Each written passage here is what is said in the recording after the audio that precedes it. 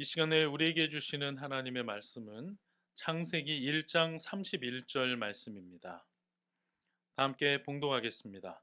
하나님이 손수 만드신 것을 보시니 보시기에 참 좋았다. 저녁이 되고 아침이 되니 엿새 날이 지났다. 아멘.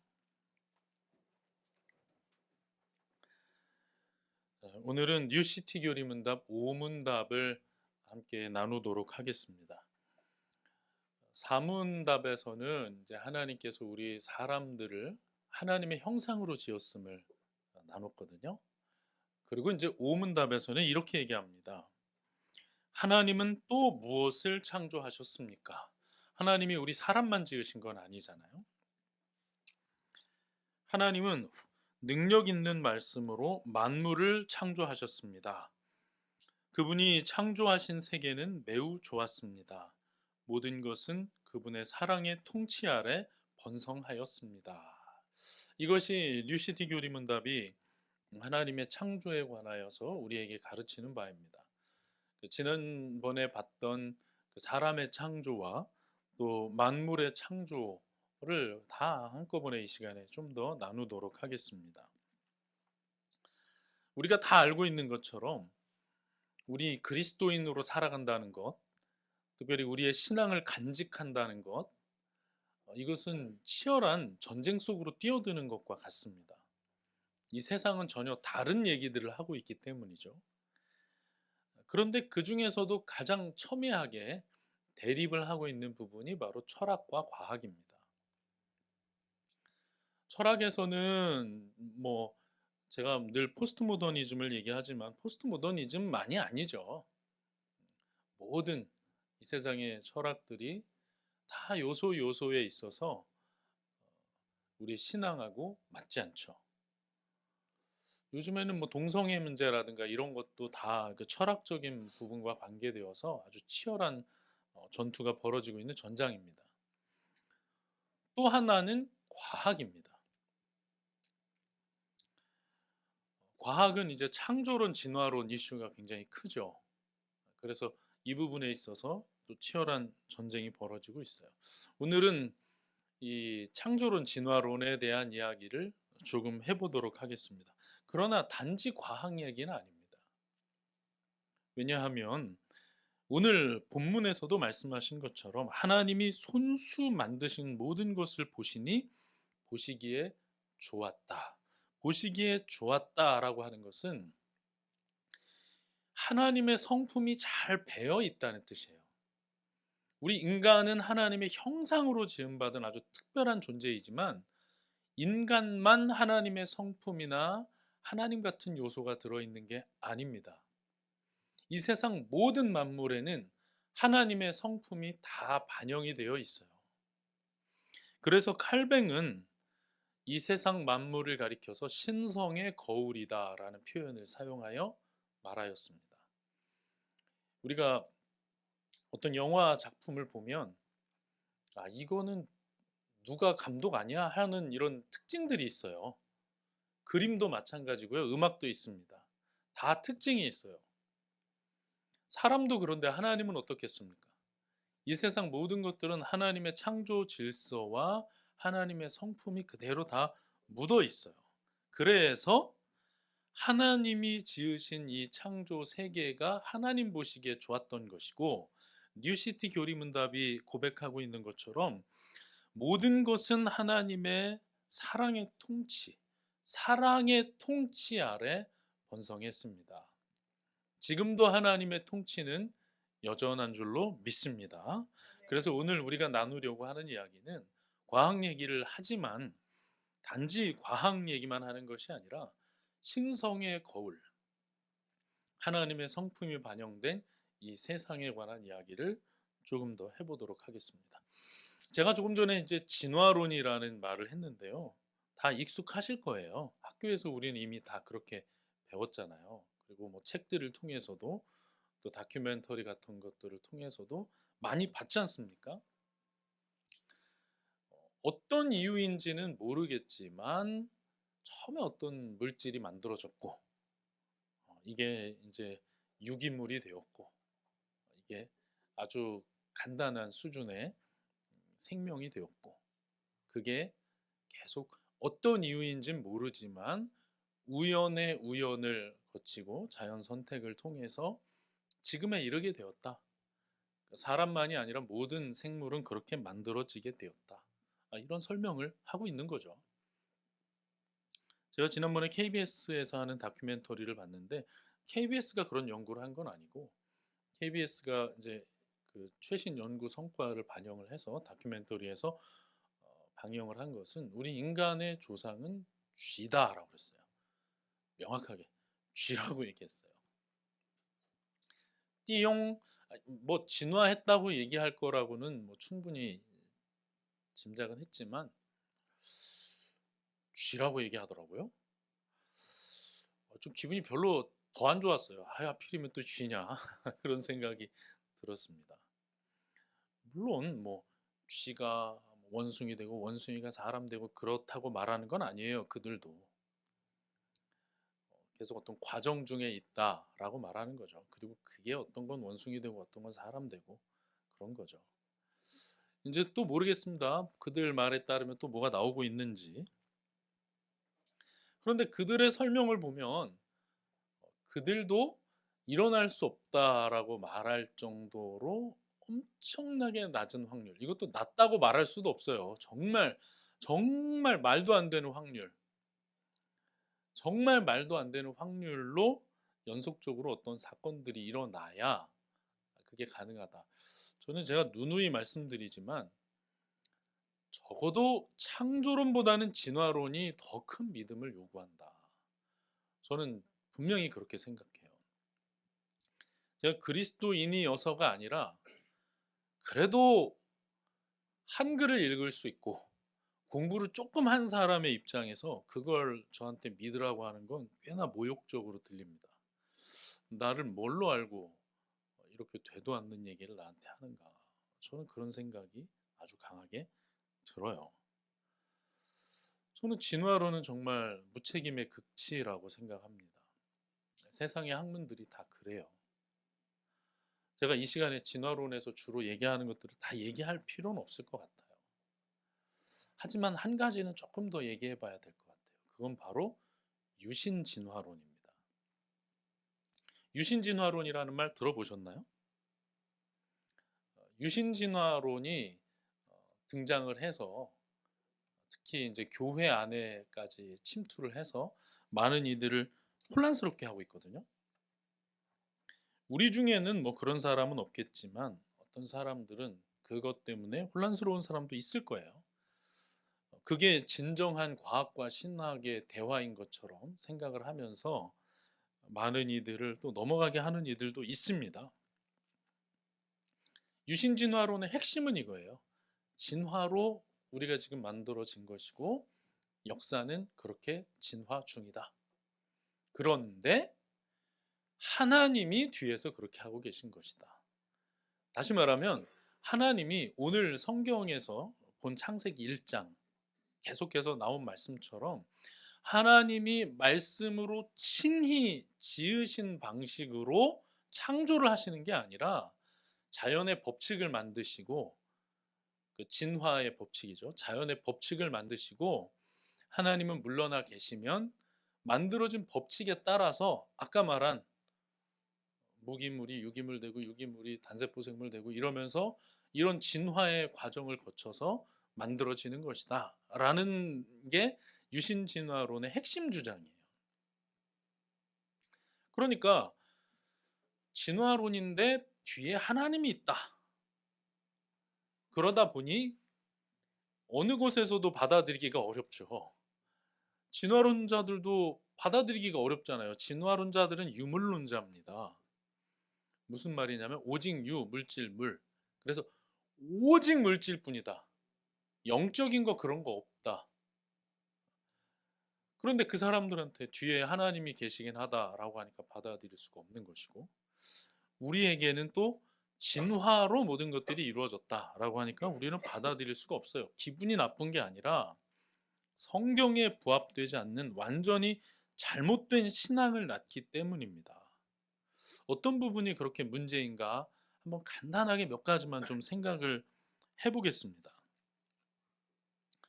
유신 진화론에 따르면 하나님은 만들어 놓고 물러나 계시는 분이에요. 여러분, 하나님은 만들어 놓고 물러나 계시는 분입니까? 아닙니다. 하나님은 지금도 사랑의 통치를 하고 계시는 분입니다. 하나님은 친히 간섭하고 인도하시는 분이세요. 그냥 법칙만 만들어 놓고 섭리를 행하시지 않는 분이 아니라는 거예요. 또 어떤 문제가 있습니까? 명확하게 성경의 가르침 자체하고 달라요. 우리가 하나님의 형상으로 지음받았다고 하는 부분이 설명이 안 돼요. 도대체 하나님께서 무생물로부터 시작해서 쭉 진화의 과정을 통해서 만들어 가셨다면 도대체 창세기는 어떻게 설명을 할 것이며, 어떻게 우리가 하나님의 형상으로 지음받았다는 것을 설명할 수가 있습니까? 우리가 특별하게 하나님의 형상으로 지음받은 존재들이라는 것을 부정하는 것이고 설명을 할 수가 없는 거예요. 그 외에도 굉장히 많아요. 그런데 가장 결정적인 문제가 또 있어요. 그게 뭐냐? 아담과 하와는 누군가가 낳은 자식이 되는 거예요. 그래서 그런 말을 하죠. 이미 수많은 사람들이 있는데 창세기의 그 아담과 하와 이야기는 그 수많은 사람들 중에서 그 한 가정의 이야기로 좁혀서 들어간 것이다. 이거는 정말 터무니없는 얘기가 됩니다. 왜 그렇습니까? 그렇게 되면 아담과 하와가 선악과를 따먹은 죄 때문에 모든 인류가 죽게 된다는 것을 설명할 수가 없어요. 아담과 하와는 인류의 대표이거든요. 아담은 처음 하나님께서 지은 사람일 뿐만 아니라 아담과 하와 그날 따먹었는데 창세기 3장에서 그것은 아담과 하와만 따먹은 게 아니라 모든 인류가 따먹은 거예요. 숫자적으로도 정말 모든 인류가 따먹은 것이고요. 하나님과 행위 언약 관계에 있었는데 인류의 대표인 아담이 그것을 따먹으면서 모든 인류가 그것을 어기는 큰 문제 가운데 놓이게 되는 겁니다. 그래서 창세기 5장 같은 데 가서 보면 900년을 살았다 하고 그런데 죽었다. 800년을 살았다 그리고 죽었다. 해서 계속 오래 산 것에만 우리가 관심 두지만 결국은 죽었다는 얘기를 하고 있는 것이고 모두가 죽는 일이 발생한 겁니다.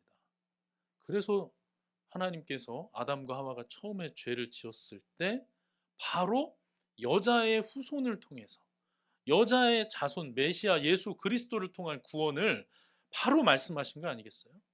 모든 이에게 구원이 필요한 상황이 되잖아요. 그래서 우리가 오늘 성찬식 한 것처럼 예수 그리스도의 보혈이 필요한 것이고 우리 스스로는 안 됩니다 고백하는 거 아니겠어요? 그런데 유신진화론을 받아들이게 되면 그냥 하나님이라는 존재는 계시다라는 이 한마디로 퉁치고 넘어가 버리면 도대체 우리가 예수 그리스도를 믿어야 할 이유와 예수 그리스도가 오실 이유와 이런 것이 하나도 필요가 없게 되는 거예요. 하나도 성립하지 않아요. 그런데 하나님이라는 존재를 진화론에다가 집어넣어서 그것이 성경적인 양 교회 많은 성도들을 미혹하는 사람들이 있습니다. 여러분 이런 헛된 주장에 안 넘어가죠. 우리는 안 넘어가요. 말이 되는 얘기를 해야죠.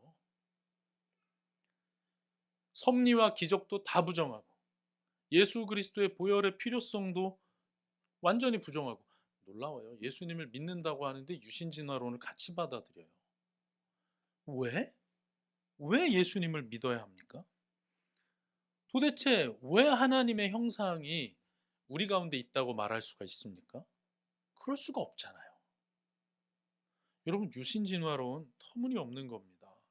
우리 기독교에서는 받아들일 수가 없는 거예요. 자, 그러면 이런 질문이 생기죠. 그럼 도대체 그런 주장은 왜 나온 거지? 이런 주장, 이런 질문이 생기잖아요.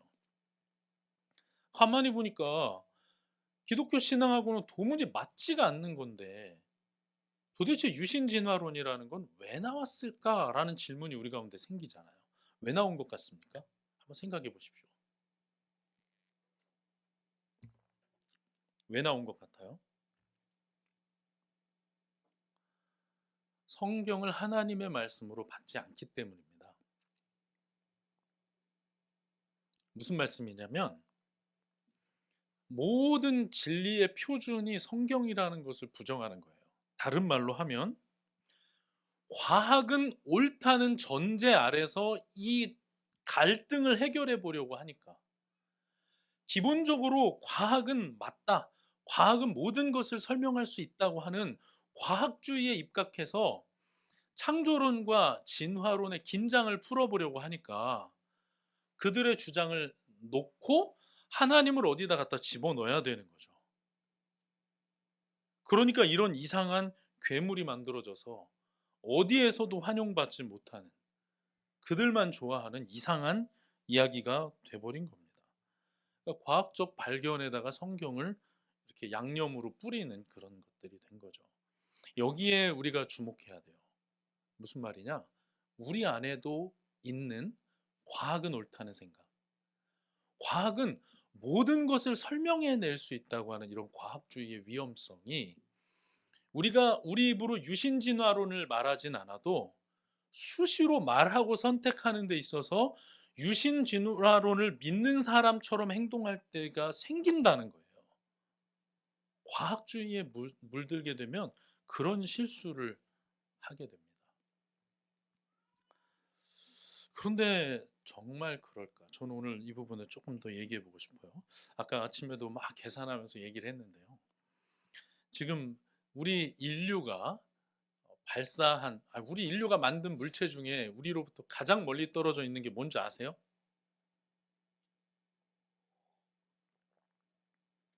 아니, 그냥 얘기 좀 해주세요. 인공위성, 보이저 1호입니다. 보이저 1호. 1977년인가 만들어져서 지금 47년인가 날아가고 있어요. 그러니까 계산을 해보니까 초속 17km인가?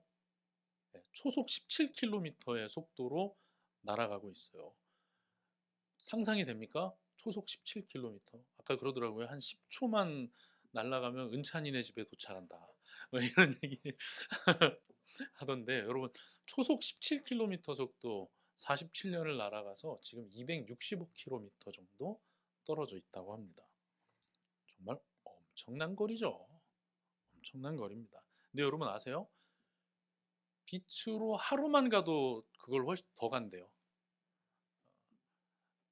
우리에겐 정말 대단한 거리예요. 그래서 아까 계산을 해봤어요.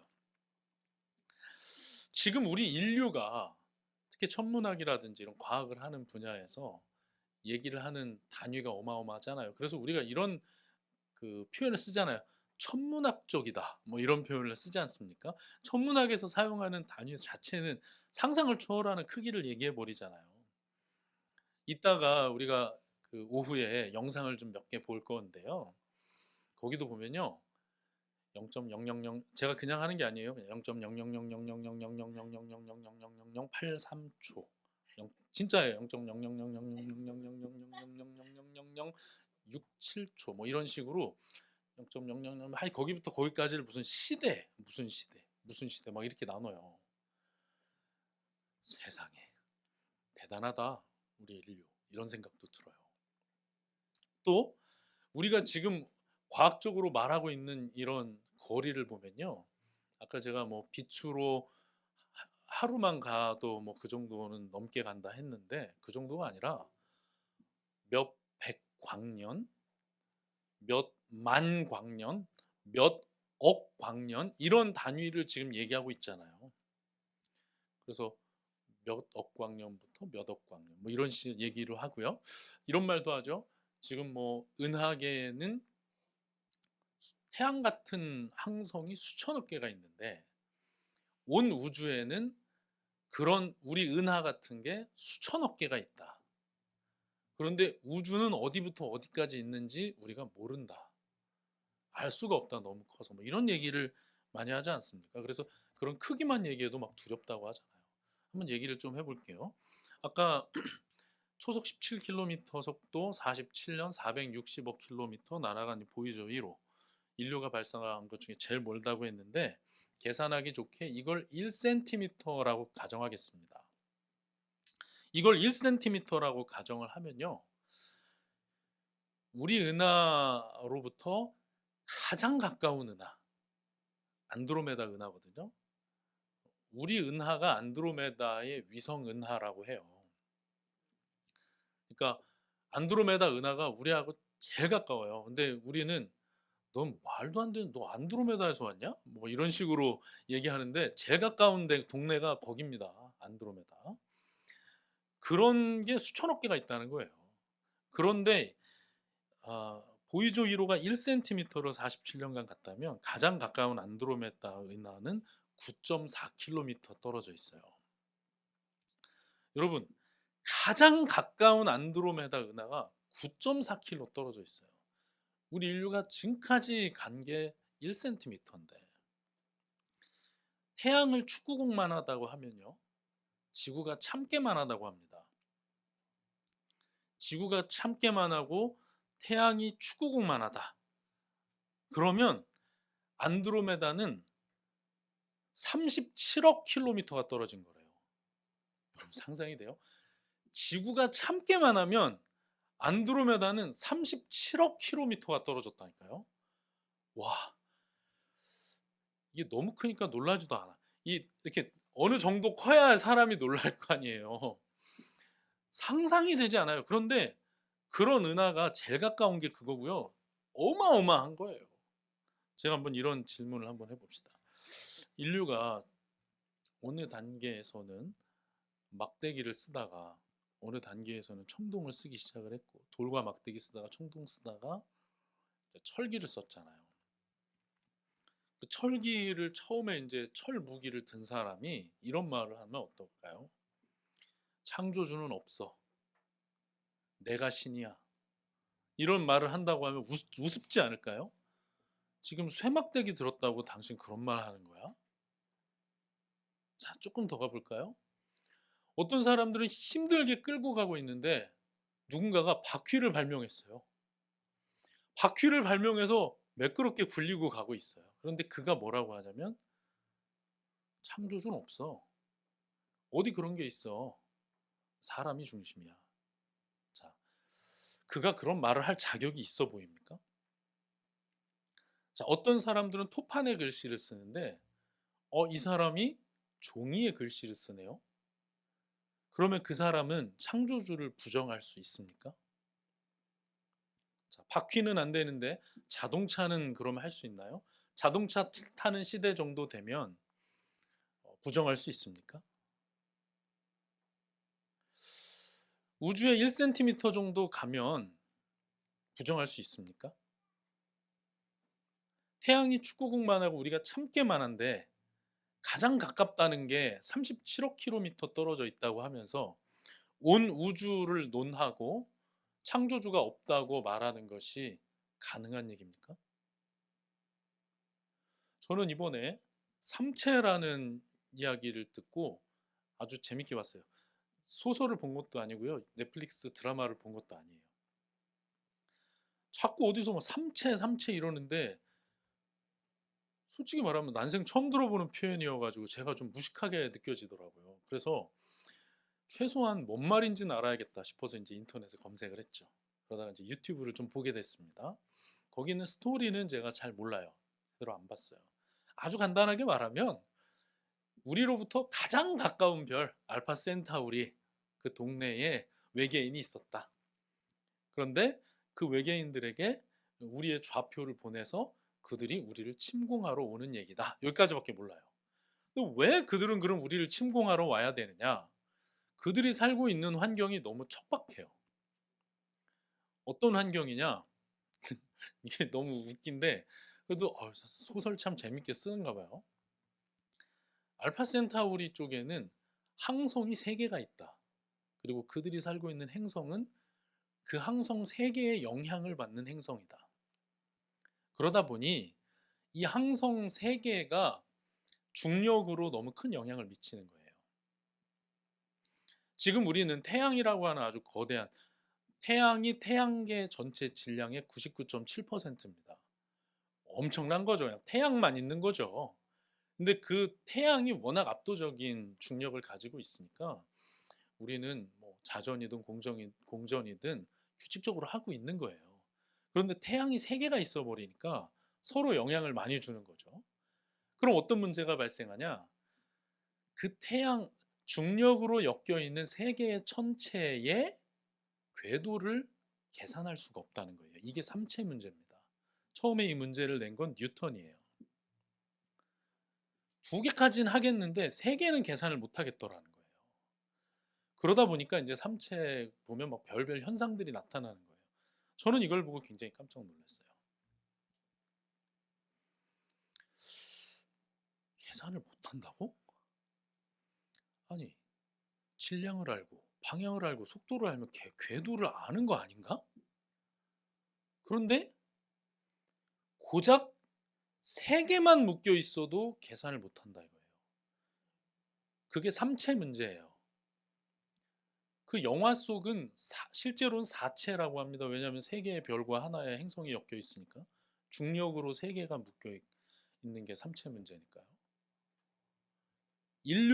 지금까지 태어난 인류 중에서 단 한 사람도 삼체 문제를 푼 사람이 없어요. 일반 해를 구하지 못했다. 특수해는 우리가 알고 있는 푸엥카레라고 하는 사람이 어느 정도 구했어요. 근데 그것도 삼체로는 못 푸니까 2개가 붙어 있다고 치고 이체 문제로 풀었어요. 그런데 그거는 조금만 달라져도 완전히 다른 결과가 나오기 때문에 사실 푼 것도 아닙니다. 삼체 문제를 푼 사람은 없어요. 4체 문제는요, 일반 해는 말도 안 되고 특수해도 지금 전혀 구하지를 못하고 있어요. 제가 왜 이런 말씀을 드리는 줄 아세요? 제가 놀란 거예요. 지금 수십억 광년 얘기하고 있었던 거 아니야? 그런데 우리가 실제로 관찰한 게 아니라 이 수학적으로 별 3개를 놓고 이 별 3개의 궤도를 계산한 사람이 지금까지 단 한 명도 없었다고? 아니, 우리 인류가 그것밖에 못하나? 이런 생각 때문에 놀란 거예요. 그런데 지금까지 빅뱅을 얘기한 거야? 지금까지 수십억 광년, 수백억 광년에 관해서 얘기를 하고 있는 거야? 여러분, 빅뱅을 주장한 사람 중에 단 한 사람도 삼체 문제를 못 풀었어요. 별 3개가 움직이는 궤도도 계산하지 못하는 사람들이 창조주를 운운할 수 있습니까? 지금 빅뱅만이 아니라 수많은 이론들이 나오고 있습니다. 근원을 밝히기 위해서. 그런데 여러분, 우리는 최선을 다해서 연구하면서 이 세계를 바라보면서 그 질서의 경이로움을 보고 감탄하고 찬양하는 게 할 일이지, 그것을 가지고 창조주를 부정하는 게 우리가 할 일은 아니에요. 과학이라고 하는 것은, 특별히 자연과학이라고 하는 것은 실험을 통해서 법칙을 발견해내는 일이지, 그것을 가지고 애초에 기원을 밝혀낼 수는 없기 때문에 과학은 그런 거 하라고 있는 게 아니라는 거예요. 제가 3년 전인가 어떤 기사를 보고 정말 재밌었습니다. 그 기사의 내용은 이거였어요. 강원도에 비가 왔는데 선상지가 만들어졌다는 거예요. 그러니까 이제 상류에 이게 막 흙이 쓸려 내려가니까 이렇게 부채 모양으로 선상지가 만들어진 거예요. 그런데 이게 원래 몇만 년이 걸려야 되는데 그날 하룻밤 만에 선상지가 만들어졌다는 거예요. 그래서 과학자들이 너무 띠용한 거죠. 그래서 이걸 학계에 보고한다, 그런 기사였어요. 아마 거기가 알던 장소니까 그렇지, 모르던 장소에 나중에 과학자가 딱 왔으면 이거 만들어진 지 한 7만 년 됐습니다 이랬을걸요?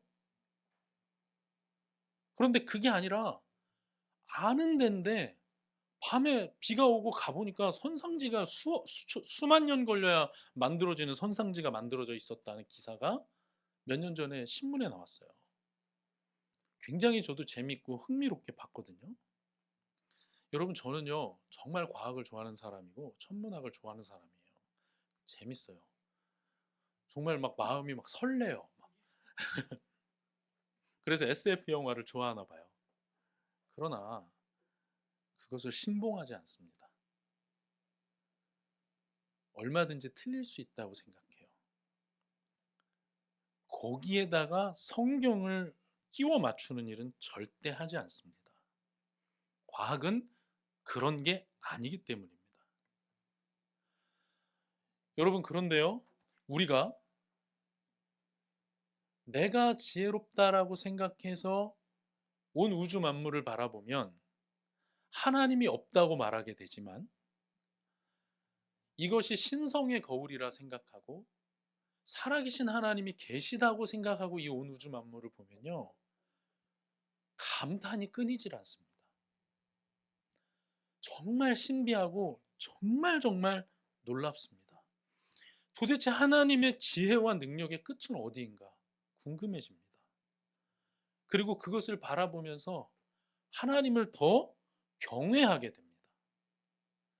이것이 우리 인간에게 주신 본분이에요. 칼뱅은 그것을 가리켜서 창조된 만물 안에서 하나님의 영광의 불꽃을 본다고 했어요. 그것이 신성의 거울입니다. 우리 욥기 한번 잠깐 보도록 할게요. 욥기 38장 2절부터 7절입니다. 이 욥기도 이따가 오후에 우리가 더 자세히 볼 겁니다.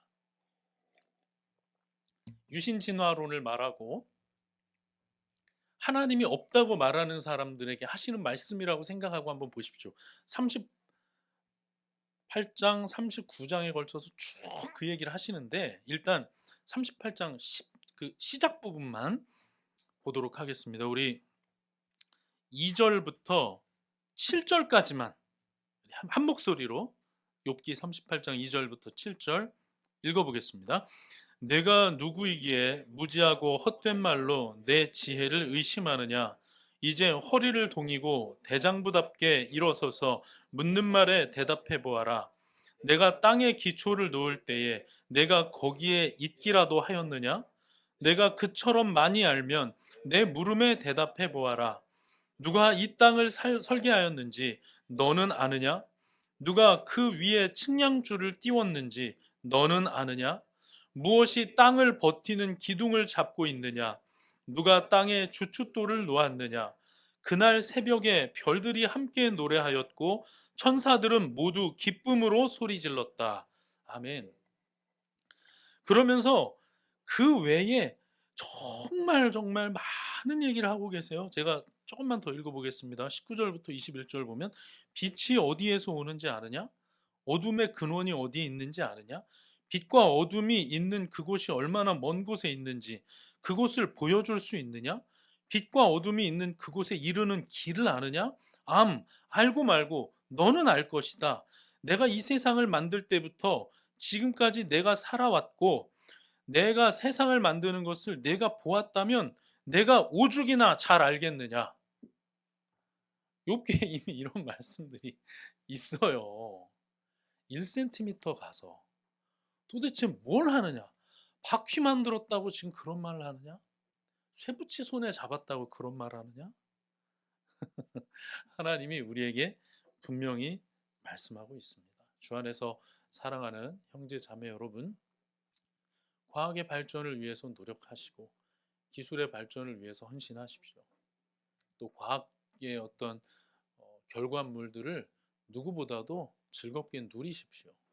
그러나 과학을 신봉하지는 마십시오. 과학은 믿음의 대상이 아닙니다.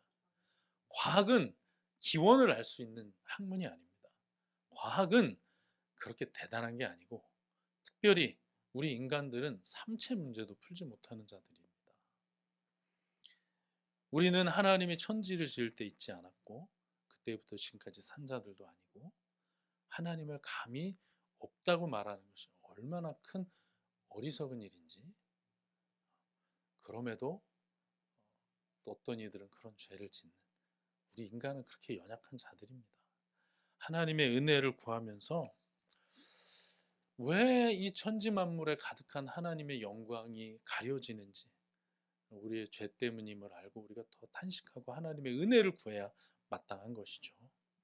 그렇게 하나님의 은혜를 더 사모하고 하나님을 더 경외하는 저와 여러분들 될 수 있기를 간절히 축원합니다. 주의 손에 나의 손을 보게 고